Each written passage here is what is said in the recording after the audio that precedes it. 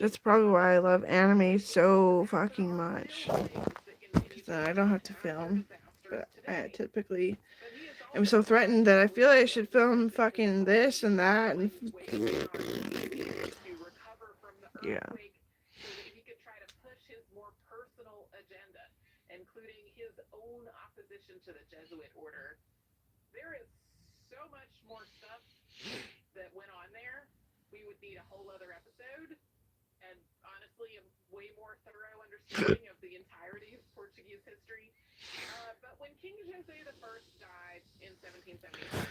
I always want to shave, but I can't always. I should just skip winter. It's still winter.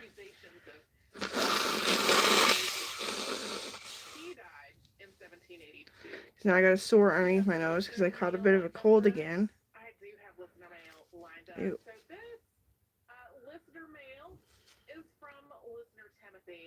Ew. Ew. Oh my god, ew.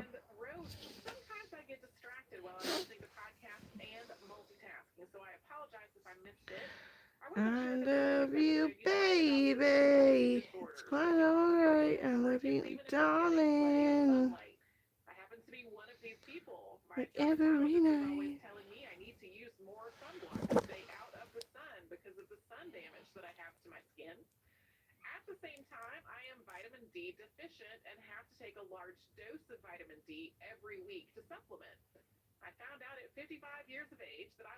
I pulled a thorn out of her fucking mouth once.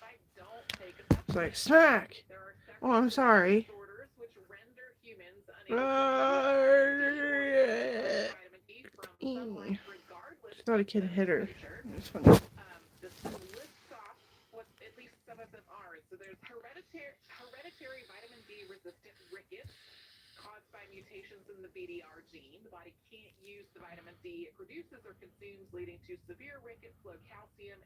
So I don't have nails. I try not to be so mean.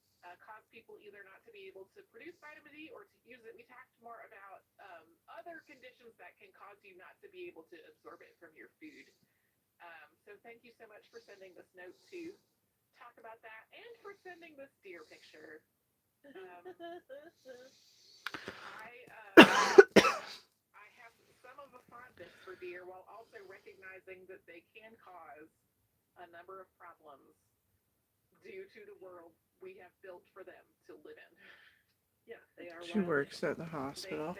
One time I was talking to her friend because her friend's hair was like rainbow, but like pastel rainbow.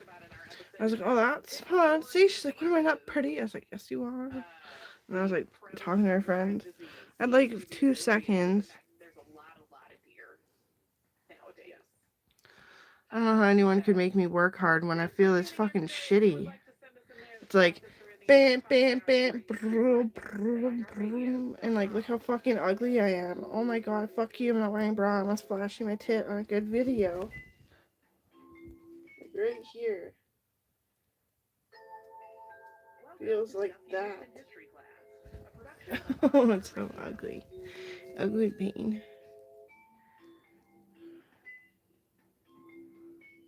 Hello and welcome to the podcast. I'm Holly Fry. And I'm Tracy V. Wilson.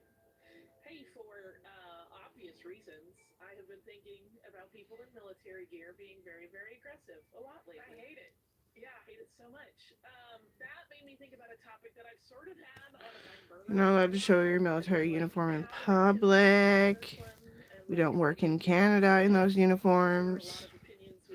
I beat the living fuck out of most of them. They're going to Ira's house and beating the fuck out of half disabled people that were good and kind and knew they were wrong and just love themselves for themselves. Just like if I wasn't so threatened, you see, I just love myself for being a fucking lesbian. And mom too. So in 2015, this whole topic really exploded in the consciousness of a lot of historians. I just babble and never love myself for being so fucking adorable. And everything is so adorable, and everything in the world is so adorable. Every person in the world is so adorable, but she's the adorer. But that means the total rush, and it was about drug use in Nazi Germany, specifically in the military, as well as in the civilian population. That's so adorable shit. Into English, it was published in 2017. Yeah. Blitzed Drugs in Nazi Girl. Germany. That book became a New York Times bestseller. It won a lot of awards, and this is a really attention-getting book in both languages. It was also translated into more than a dozen others. It's a very popular piece of writing. Oler, who had actually intended I want this ring. a novel initially, no, maybe I should. So deep down the rabbit hole of archival information that he found available. It's like the Pocahontas ring to me. It even came up when I was searching Pocahontas rings. These have these really expensive silicone rings with Pocahontas' face engraved into them. But this one is a carrot butterfly, and that's, if you read Pocahontas, that's an accurate ring. It's $102. I might buy it. I don't want to show you just in case it.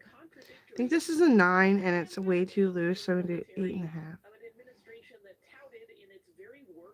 I said I wouldn't.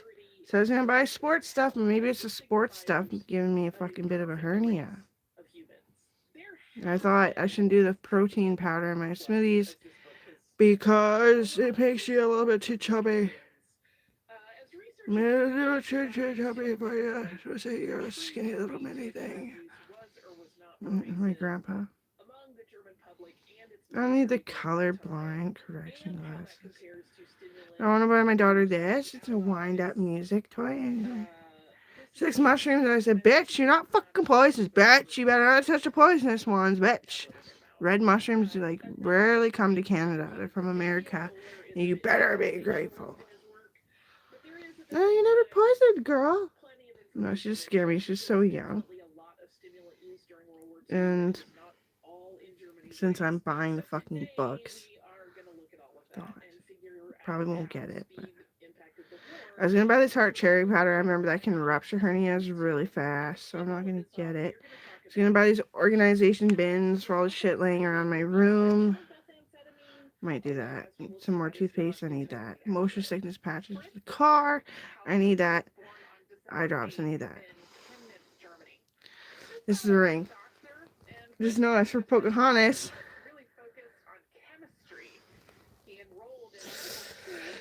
And 4 years later, in 1932, he became a certified chemist. 2 years after that, he completed the amazing book set. When he submitted his dissertation, which was titled Manga. Mom's like, I don't know who that is. I was like, manga's a type of book, comic style. She's like, oh. What is that? Mango or blueberry? Blueberry. Why? Because blueberry's blueberry. Yeah, I'll just talk to myself. I'm not mad. I'm not angry. No, I get embarrassed. I do that when I'm around people too, so they smack me and push me over.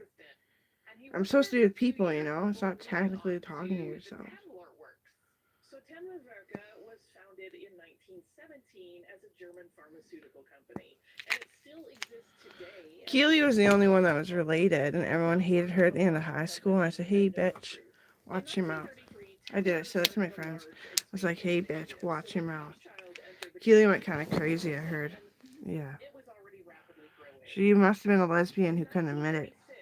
Benzedrine was used by a number of athletes at the Summer Olympic Games in Berlin. I didn't hear anything about Keely. We are It absolutely didn't. coming back to Benzedrine.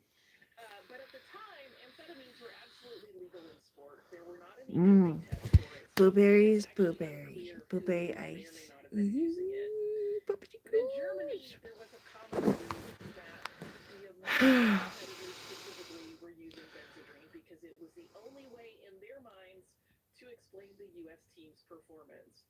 Remember, the 1936 games were supposed to be this showcase of German superiority, and when people like Jesse Same brand as this one, the Julia. That's for Owen it is. Because that's so funny. My mom even looked at it and was like, I was like, what? He was hot. He was sexy and you know it. I'm sexy and I know it.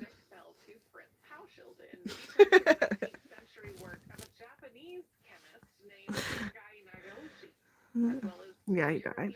He was suffering in the bones. His leukemia. Yeah, it did go to his brain. Yeah, it did. I got jumped all the time going home. It wasn't home. It was very nice. Very nice place to be. Very nice people. I felt like it was home. And I didn't use the bow and arrow, but the cops did. Even though I am a police officer, I'm always so tired. And I got these big tits that weigh me down. I can't right now. Yeah, I took my license. During that time, he had assimilated into German culture in a lot of ways. He had converted to Christianity. I think better with the hood on, just because the TV isn't quite down one too low, up one too high. But wearing my hood, it's really comfortable.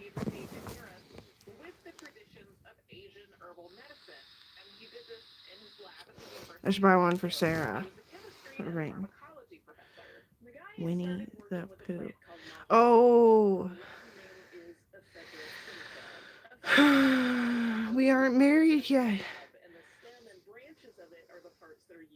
Winnie the Pooh. Sandra Shepherd's cartoon. I told her if she wanted, she could watch it. That's what it is.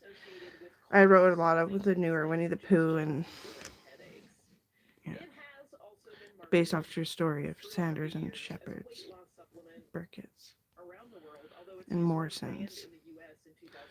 Damn it! Damn it! I'm crying. It's such a bad joke. Why do I say it then? Why do I go for it? Let's go for it. Let's go for it. Ooh, Jason Morrison. He's so hot. Look at his uniform.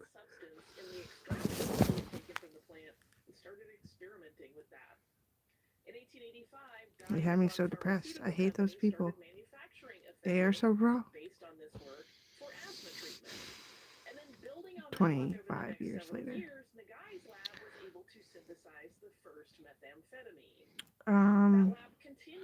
What should it be? Cinderella, Cinderella, just yellow went upstairs to kiss a fella. By mistake, she kissed it. I knocked out one of Sarah's friends. Singing that song. They're mauling her downstairs. Yeah, they don't exist anymore. They died of drug overdose. They killed themselves because they're doing it and they're mauling Sarah. I noticed it by accident too. I wasn't even alarmed, and all of a sudden I noticed that there's a drug vial. And then I heard like smacking, like lip smacking. And I was like, Cinderella, just to yell, going down the stairs. By mistake, she kissed a snake. He ran up above, went to go hide his shit. And I was like, turn around. I was like, by mistake, she kissed a snake. How many doctors did it take? And it was the most ironic thing. She like hardly remembers it because it was so funny. But yeah, they mauled her and made out with her.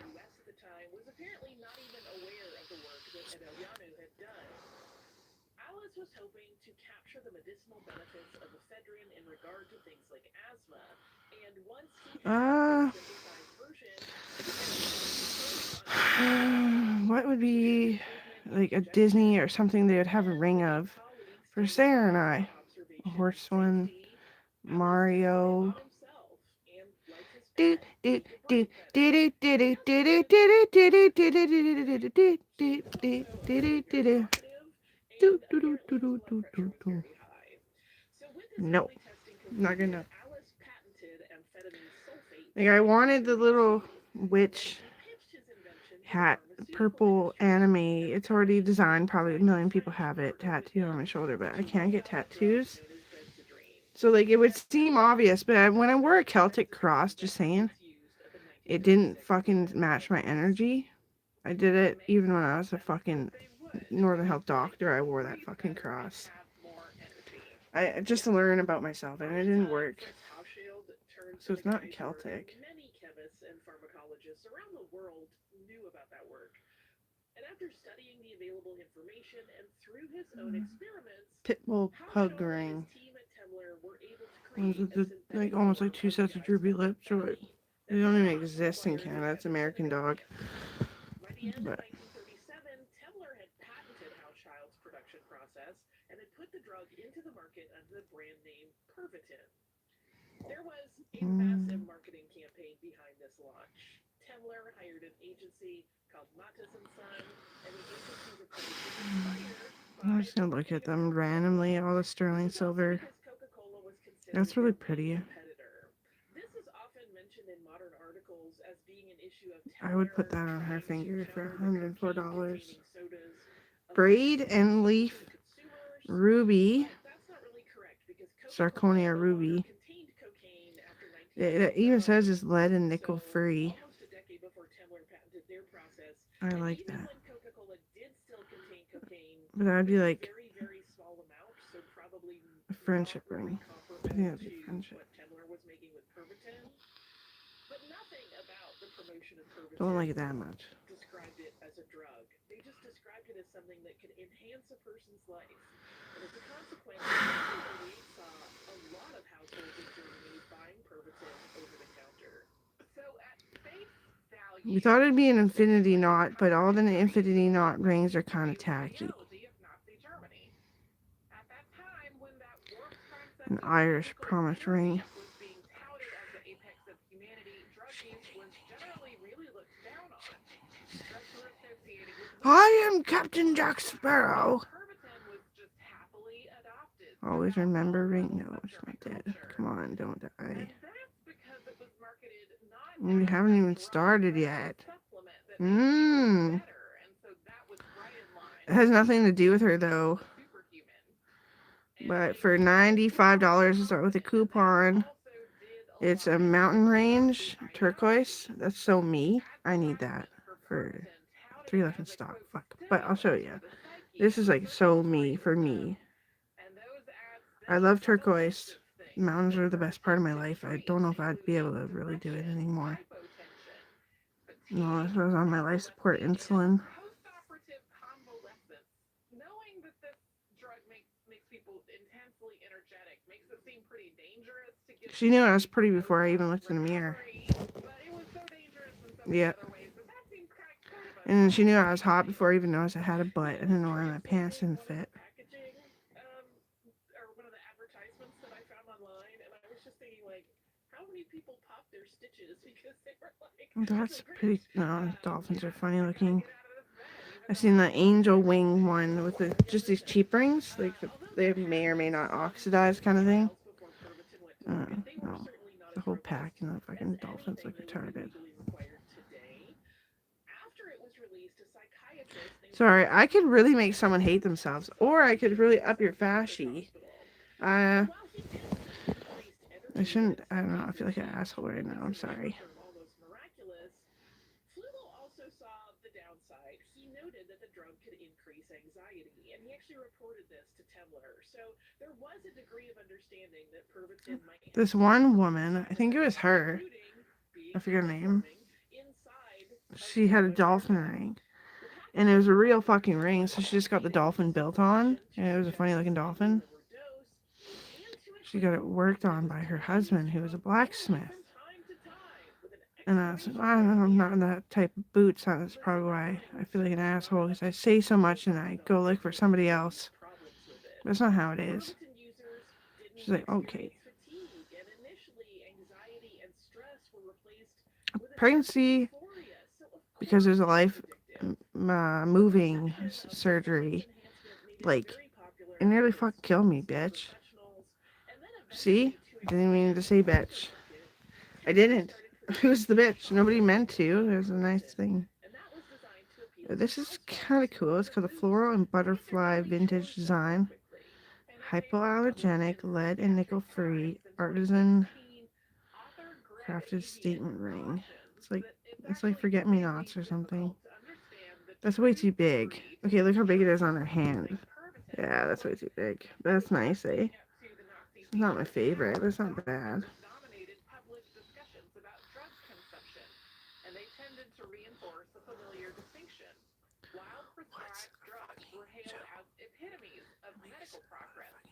Drugs taken by laypeople for personal enjoyment, such as cocaine and opium, were demonized and associated with the socially deviant and marginalized, such as criminals and homosexuals. This, therefore, means that one needs to be on guard for the often unacknowledged biases of existing sources of information. Really, that's good advice for any research. Yeah.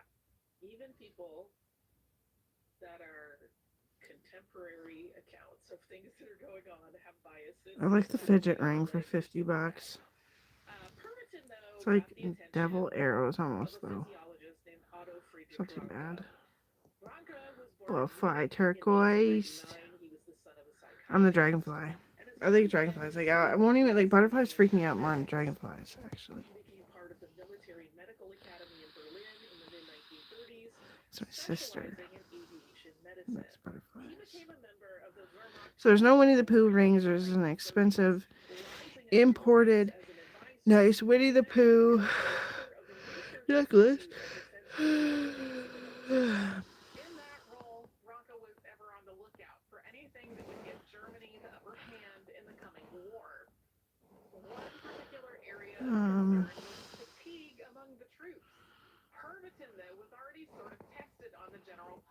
I'm just gonna do heart. I want rings because I like them the most.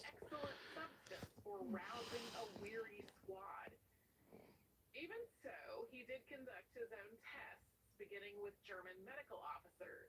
He used a blind study where some participants got Pervitin and others got Benzedrine or caffeine or placebos. In these tests, Ronka gave the participants math problems to solve. What music symbol is that, though? Oh, the F chord. There's two left. That would have been actually good. It probably looks better in person, too, that one. Damn. Still, Ronka thought this test was a success, and he deemed Pervitin, quote, a militarily valuable substance. Next, you could just buy the other one. 2 carat Jack the Skeleton ring. But while there wasn't an official endorsement or order to use it, a lot of the medical officers I like it. I don't know. taking Pervitin on their own after the testing ended. They liked the effects, and through she loves that cartoon too. Whole story and everything. By the time the war was imminent, a lot of the Wehrmacht was already taking Pervitin. Ronka himself took Pervitin, and he got in the habit of working titanium. days at a time without any sleep. I just wear both of them. He noted in writing that Pervitin Moon enabled him to go size. dozens of hours without feeling tired. The marketing of Pervitin had in fact appealed I should look up titanium rings because I don't think this is gonna happen. As they reported and conferred with one another about how effective this drug was at making them ultra productive, it was only natural that Germany's military leadership would support the idea of giving it to soldiers. So the first group of soldiers to be officially issued Pervitin by the Wehrmacht was the 3rd Tank Division, and this was done 1938 when Germany moved into occupied Czechoslovakia, starting with the annexation of what Germany called I think these ones make more sense. Sudetenland. That's a made-up $50. propaganda I'm term just for the wondering, areas red of or this blue? country that had a German-speaking population. And while it was Like successful, this red. occupation was 3 not a left in combat stock. situation. Ronka and other Wehrmacht 1 left medical in stock. officials were Fuck. really I'll show curious to you, see but how I can't get Preußen them. worked in active battle. So, when Germany invaded Poland in the autumn of 1939, a lot of its soldiers were using Pervitin, and they subdued Polish resistance within a matter of weeks. The success of the German army in this first blitzkrieg stoked the drug's reputation as one that was associated with strength and success. So both the military and the general population use continued to go This is up. a skull too. That's engagement. France in 1940, a route that had been believed to be impassable by the Allies, Pervitin fueled the Germans through dense forests that would have deterred most other enemies. We have to note here, though, that although many soldiers were taking Pervitin, and though it was issued to German soldiers with a degree of frequency, there was not ever a blanket order regarding Pervitin's distribution to the Wehrmacht's troops. Yeah, I just want to make that very clear because sometimes you'll read accounts that suggest that this was like given out as a standard part of ration packs. And in some cases it was issued, but it wasn't all the time to all ration packs. As we know today, the side effects I'm like not and breathing. dependencies are absolutely horrible. In addition to substance use disorder, users develop insomnia, confusion, anxiety, mood instability, psychosis, and a decline in cognitive function. And these side effects can continue when a person is not actively using the drug. And these side effects absolutely started to appear in the German population that used Pervitin. The usual packaging of Pervitin was a small metal cylinder with a screw cap that contained 30 tablets. Each tablet contained 0.003 milligrams of methamphetamine. The label had a contradictory message to that only from time to time copy that we mentioned earlier. It suggested taking 2 to 4 tablets each day. Complaints started rolling in to Templar's offices about the problems civilians were having with it. The company did not take the drug off the market, but it was transitioned from it being available over the counter to requiring a prescription. That happened in 1941, while the war was still in full swing and German soldiers were still being issued methamphetamine pretty routinely.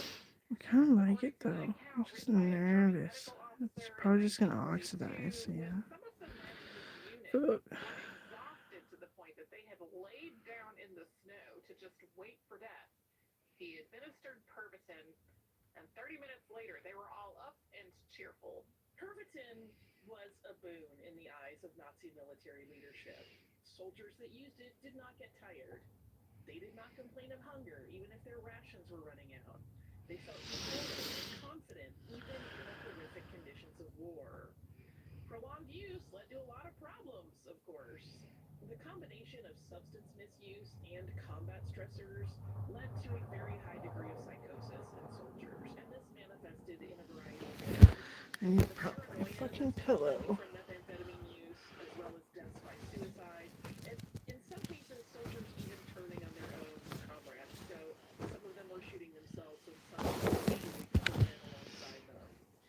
Even if a soldier was not experiencing these psychological problems from using Pervitin, the drug was still taking a toll on the body. We know living in a constantly stimulated state without rest is incredibly bad for anyone, and young men who should have been healthy started having heart attacks.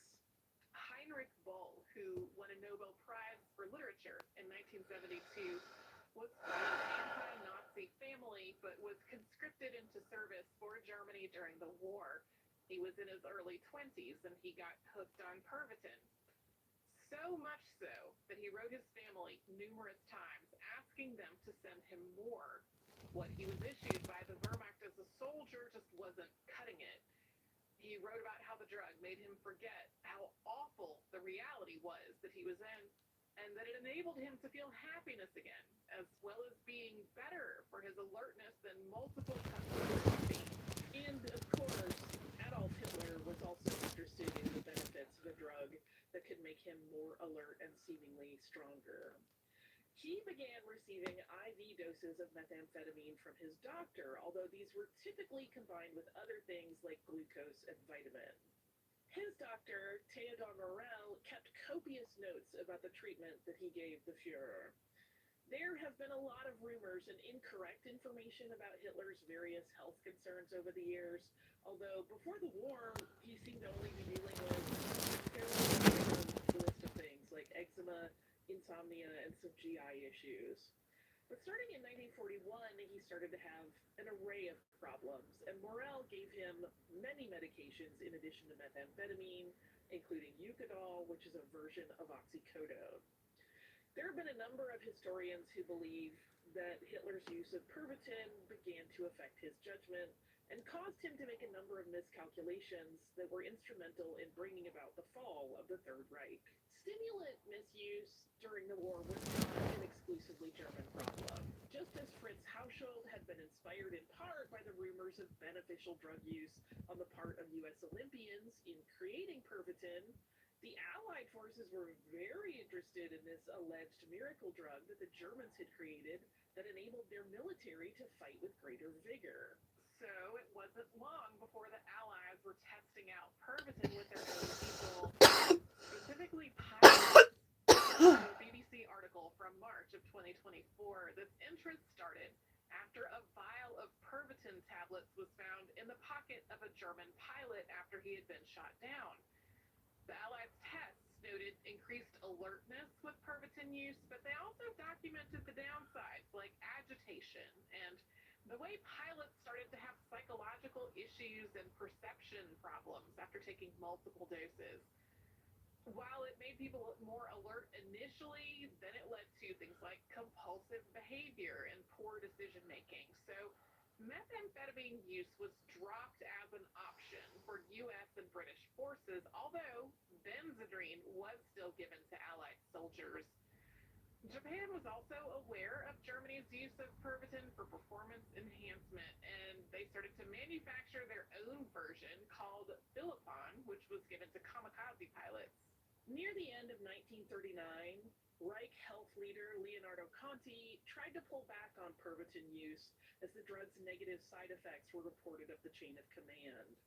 He actually made a speech at one point to the Nazi Party's medical association stating, quote, "Anyone who thinks they can eliminate fatigue with Pervitin can be certain that its boosting effect will one day abruptly cease.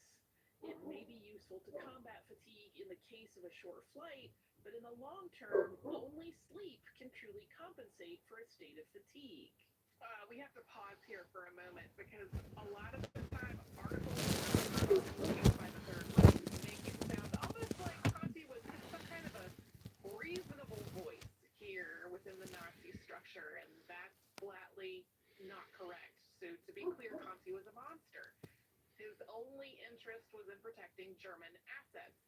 He was one of the architects of the various processes of so-called racial enhancement under Hitler's rule. That meant he helped plan programs like Tiergartenstrasse 4, which murdered more than 70,000 people because they had incurable diseases or hereditary conditions that fell outside of that Nazi ideal of physical perfection. He also worked on a children's euthanasia program with Dr. Karl Brandt, which led to the murders of thousands of babies and children. His concerns about Pervitin were linked to just making sure they had enough warm bodies to keep killing their enemies and about maintaining an image of a perfect race. This was not out of any kind of altruistic or even medically ethical motivation. I get a little bit frustrated when it's like, well, one Nazi understood, and I'm like, let's not give him too much credit. And he was still a Nazi. That's the problem. He's still a Nazi, and he did horrifying things. Those are only a couple of the horrifying things that he did that Tracy just mentioned. But even though he did raise a flag over this, Conti's concerns were dismissed, and his warnings were not heeded by his superiors. In their eyes, if Pervitin got them closer to their goals, it was worth any of the downsides. And Tedler, the company that made it, didn't seem to be especially worried about the side effects either. By 1940, the company was producing more than 800,000 Pervitin tablets a day just to try to keep up with demand. The use of methamphetamine made Germany formidable and terrifying to its enemies for a while, anyway. Soldiers who don't sleep can keep marching. Tank drivers could just keep going, constantly advancing the line as they were ordered to go for days without stopping. Remember, they were all happy and confident as well. The Blitzkrieg strategy of relentless surprise attacks was made possible in large part by the troops being drugged. 1940 was really the heyday of Pervitin use for Germany. By the end of that year, instances of heart attacks among the troops and officers had started to tally up, and soldiers were given less and less of the drug over time. There were still instances, though, of surge rationing during demanding campaigns.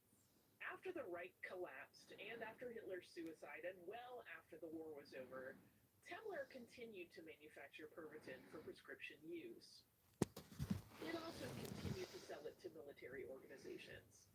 It was purchased in bulk by both East and West German militaries because even though it had caused a lot of trauma in its World War II use, it was still perceived as being worth all of those problems if it could give soldiers an edge and enable them to continue fighting for longer with fewer rations. West Germany discontinued their issuing of Pervitin to soldiers in the 1970s, but East Germany continued well into the 1980s. And Germany was not the drug's only market. Despite some early tests with pilots during World War II, after which Pervitin use was abandoned, the U.S. also reportedly used Pervitin during the Vietnam War. Leonardo Conti was unsuccessful in his effort to limit Pervitin use in the German army. He died by suicide in a cell in Nuremberg on October 6, 1945, rather than facing trial. Fritz Haushold died in Leipzig on January 13, 1974. His invention, Pervitin, stayed on the market until 1980. As we mentioned earlier, throughout the Second World War, the United States used Benzedrine for all the same reasons that the Germans were using Pervitin. Similarly, Benzedrine had a huge jump in civilian use after the war was over as soldiers returned home to non-military work and as new users picked it up. Benzedrine became available only with a prescription in 1959, but for a long time, amphetamine was prescribed in the U.S. with pretty minimal medical consultation for everything from depression to weight loss. It is, of course, also habit forming. In 1970, amphetamine was classified as a controlled substance when the Controlled Substances Act was passed, and today it's a Schedule II drug. That means it has the potential for abuse and dependence. For context, another Schedule II drug is fentanyl. Methamphetamine is, of course, still a commonly taken drug, and meth labs making the crystallized version of it seem to pop up everywhere and create a scourge on communities due to its high degree of addiction. I saw more articles about this that would talk about the war and then be like, and last year, 11,000 meth labs were busted in this country, and that was from various countries. I'm pulling numbers, but it's an ongoing big problem. Yeah, and also to be clear, stimulants are still part of military programs around the world. I also have a little bit of listener mail, which is very peppy and about a thing I'm addicted to, which is handicrafts. This just seems a little bit more of a positive note to this one on.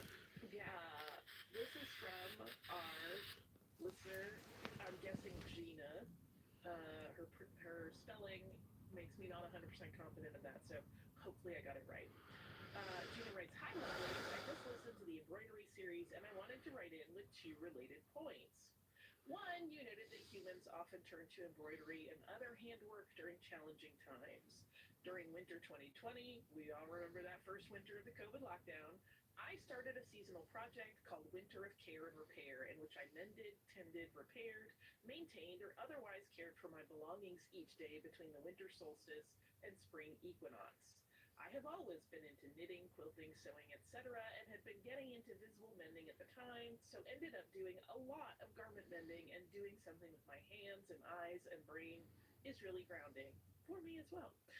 6 years later, Winter of Care and Repair is still going strong with people all over the world creating plans of their own, and I get so much feedback about how much people love doing something with their hands when things are stressful. So there is an online spot if our other listeners want to go check this out. Just do a search for Winter Care and Repair, you will find it. She writes, too, I wanted to share this really amazing Spanish author, illustrator, embroiderer, Bea Lema. She published this amazing autobiographical graphic novel based on her childhood perception of her mother's struggles with mental illness, illustrated in both drawings and embroidery. It is available in both French and Spanish, but not English yet. I found this book when walking through a bookshop in Spain.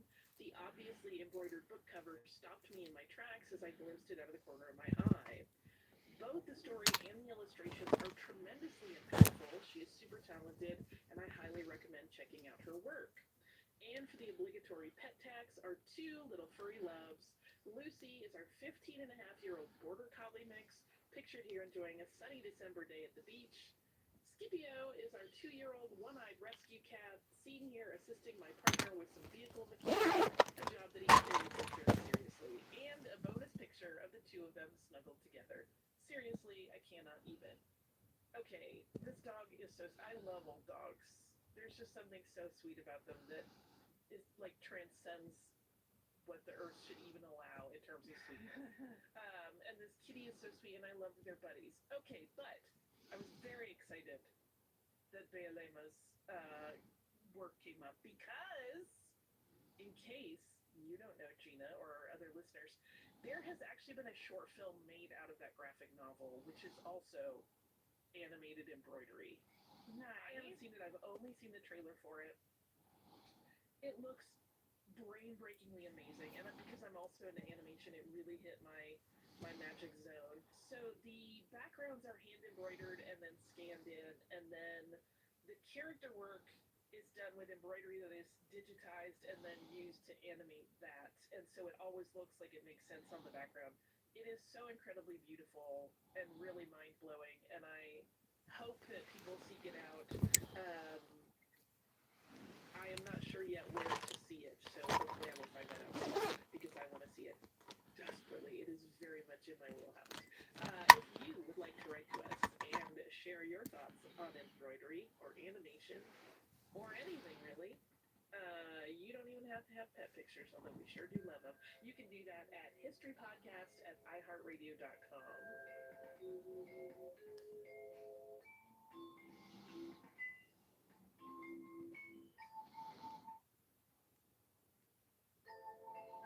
Welcome to Stuff You Missed in History Class, a production of iHeartRadio.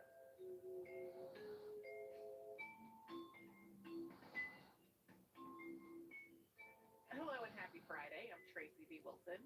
And I'm Holly Fry. We spent all week talking about Anthony Burns. We did. After I saw the same quote over and over, I feel like a lot very recently in response to what has been happening in Minnesota. We're currently about 2 weeks out between when we were recording things and when things are publishing, so I shudder to think. Yeah, the world is moving so fast. Who knows what will happen between this moment and when the episode comes out. But I have seen a lot of stark mad abolitionist quotes recently in response to things happening in Minnesota, the public response to things happening in Minnesota. But I actually think the first time I saw it was months ago when Ross Baraka, mayor of Newark, was elected. It feels like that happened eons. Was that 2 months ago? It was in, I feel like May of last year. It was a long time ago. Yes. I don't know if it was actually May. I did not refresh my memory on when. Instead of hearts, I'm just gonna buy cinnamon hearts. And then it has, like, I've seen Because it they're all again like preteen. Every piece of jewelry, it's like preteen.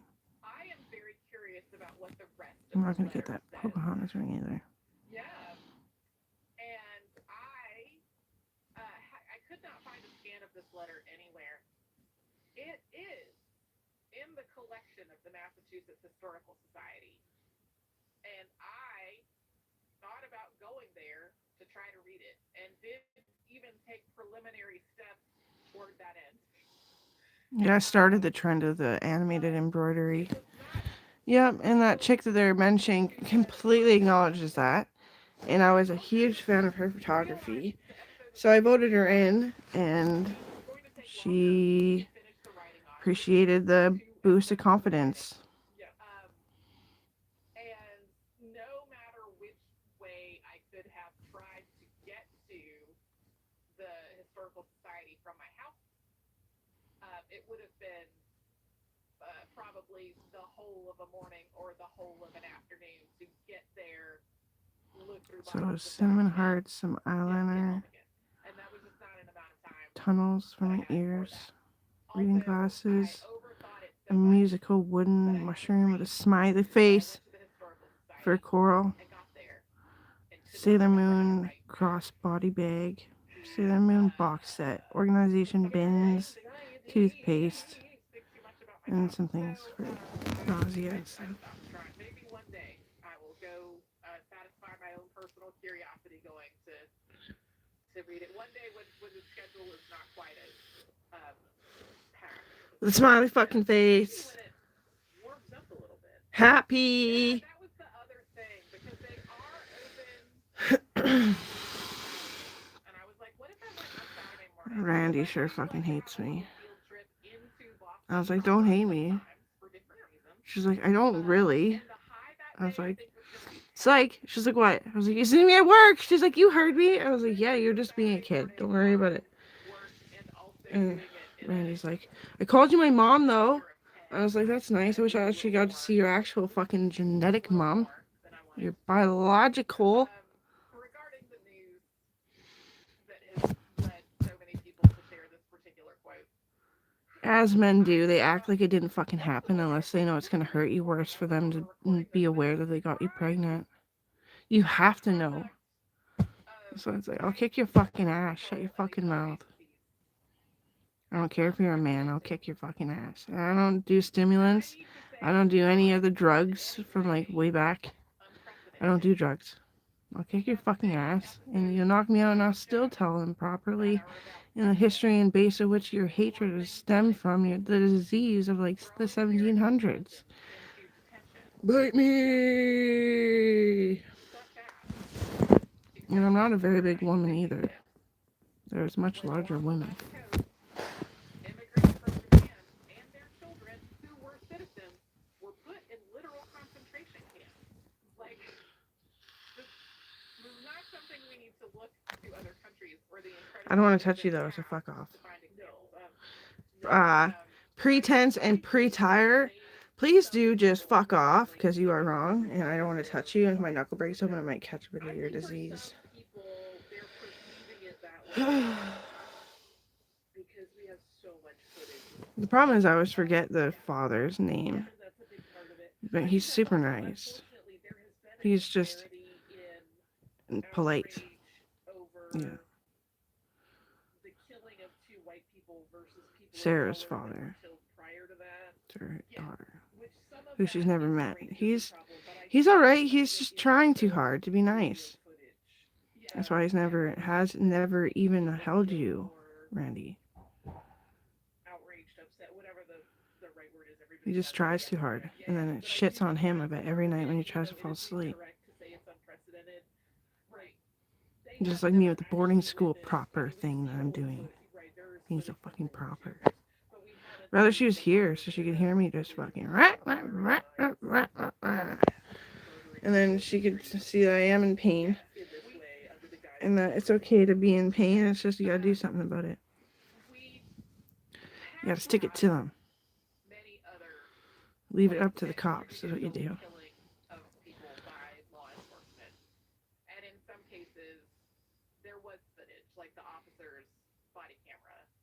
Or how do you self-defense so many times?